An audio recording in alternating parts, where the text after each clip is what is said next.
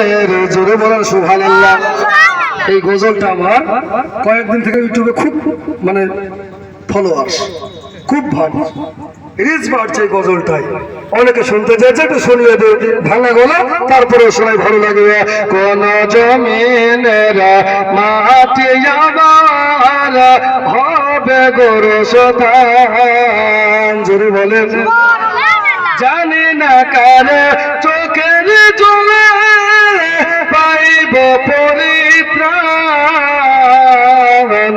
কোন জমিনের মাটি আমার হবে গোরস্থান।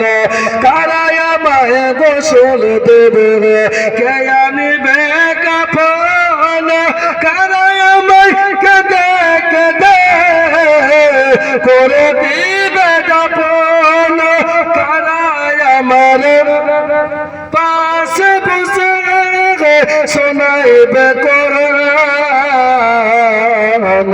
কোন জমিনের মাটি আমার হবে গোরস্থান।